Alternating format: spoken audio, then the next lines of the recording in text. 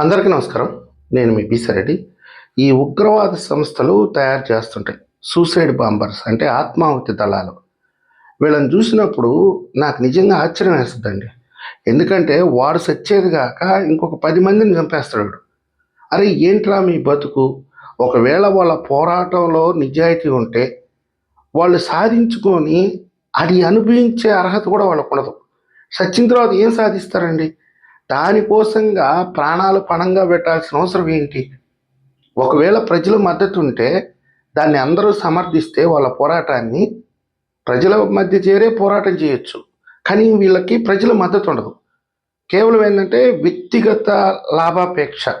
ఏదో ఒక మతం కోసమో ఒక ప్రాంతం కోసమో అది మైండ్లోకి బాగా ఎక్కించేసుకుంటారు. ఎక్కించుకుంటేనే తీవ్రవాదులుగా తయారవుతారు వాళ్ళు. మనిషిని చంపితేనే మాకు ప్రయోజనం, లేదా ఎదుటివాడిని నాశనం చేస్తేనే మనకు ప్రయోజనం. అంటే ఎదుటివాడు నాశనంలో వీడు లాభాన్ని ఎత్తుక్కుంటున్నాడంటే వీళ్ళు అసలు మనుషులే కాదు, నిజంగా నరరూప రాక్షసులు. ఈరోజు ఇదంతా నేను ఎందుకు చెప్తున్నానంటే వైఎస్ఆర్సిపి సోషల్ మీడియా వీళ్ళని చూస్తే నాకు ఈ ఆత్మాహుతి దళాలు వీళ్ళు ఒకటేనేమో, వీళ్ళు రాజకీయంగా వీళ్ళు ఇలాంటి వ్యక్తులేమో, వీళ్ళు కానీ ఒక ఉగ్రవాద సంస్థలో పనిచేస్తే వీళ్ళు ఇలాగే దిగజారిపోతారేమో. ఒక అబద్ధాన్ని తీసుకుంటారండి.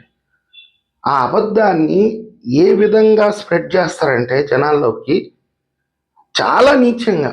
అంటే కొంతమంది వ్యక్తిగత జీవితాలనైనా బజారుకు లాగుతారు, కొన్ని కులాలను బజారుకు లాగుతారు, ఒక ప్రాంతాన్నైనా నాశనం చేసేదానికి సిద్ధపడతారు. ఈ మొత్తం వ్యవహారంలో వీళ్ళు ఏమన్నా లాభపడతారా, వీళ్ళకి ఏమన్నా వ్యక్తిగత ప్రయోజనం ఉందా అంటే అది లేదు. కేవలం జగన్మోహన్ రెడ్డి గారు ముఖ్యమంత్రి కావాలి.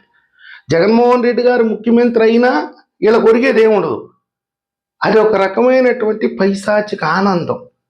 ఈరోజు తాలిబాన్ అధికారం కోసం ఎన్ని రకాలైనటువంటి ఆత్మాహుతి దాడులు చేశారో ఈరోజు వాళ్ళు అధికారంలోకి వచ్చారు. అధికారంలోకి వచ్చిన తర్వాత ఈ 7-8 సంవత్సరాలుగా మీరు చూస్తూనే ఉన్నారు, కొన్ని వందల వేల మంది ప్రాణాలు పోగొట్టుకుంటున్నారు.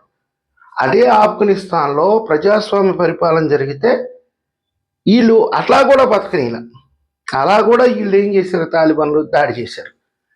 అంటే నేను మొత్తం మీద చెప్పేది ఏంటంటే ఇలాంటి ఒక క్రూరమైనటువంటి మనస్తత్వం కలిగిన వాళ్ళు ఎక్కడైనా ఉంటే అది ఆ దేశానికే కాదు ఆ రాష్ట్రానికి కూడా ముప్పు. ఇక్కడ ఆంధ్రప్రదేశ్కి ఏంటంటే ఈ వైఎస్ఆర్సిపి సోషల్ మీడియా అనేది నిజంగా చెప్పాలంటే రాష్ట్రానికి చాలా ముప్పు అండి.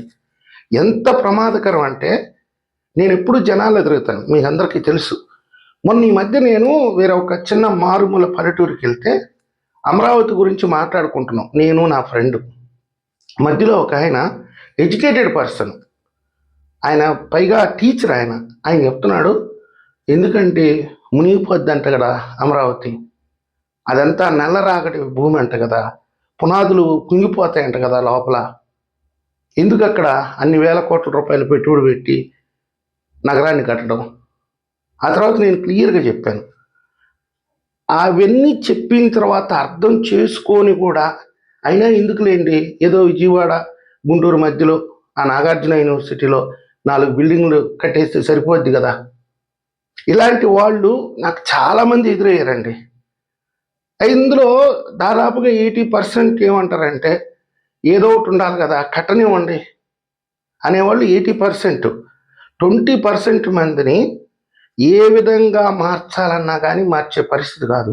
ఎందుకని వాళ్ళు వైసీపీ యొక్క ట్రాప్లో ఉన్నారు. ఇప్పుడు కూడా ఏమాత్రం చిన్న పొరపాటు అమరావతిలో జరిగితే, ఒక చిన్న గోడ కూలినా సరే, ఇప్పుడు నిర్మాణాలు భారీగా జరుగుతున్నాయి కదా, ఒక గోడ కూలినా లేదా ఎవరికైనా ఒక చిన్న ప్రమాదం వచ్చినా, ఏదైనా వర్షం వచ్చి ఎక్కడైనా మునిగినా, మీకు తెలుసు వర్షం వస్తే చాలు ఎక్కడెక్కడ ఫోటోలన్నీ తీసుకొని వచ్చి అమరావతి మునిగిపోయింది, బోట్లతో షికారుకి వెళ్ళాలి, ఇలాంటి మాటలన్నీ మాట్లాడున్నారు వాళ్ళు.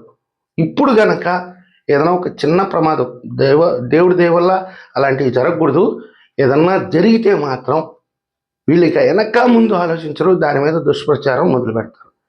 అమరావతి పేరు మీద కూడా వీళ్ళు దుష్ప్రచారం చేశారంటే మీరు అర్థం చేసుకోండి, వాళ్ళ సొంత కుటుంబ సభ్యుల మీదే వీళ్ళు దుష్ప్రచారం చేస్తారు, అది వేరే విషయం. ఇందులో వీళ్ళు చేసేటటువంటి ప్రచారం మొత్తం వల్ల రాష్ట్రానికి ఏమైనా ప్రయోజనం ఉందంటే అది శూన్యం. కేవలం జగన్మోహన్ రెడ్డి గారికి ప్రయోజనం కలగాలి.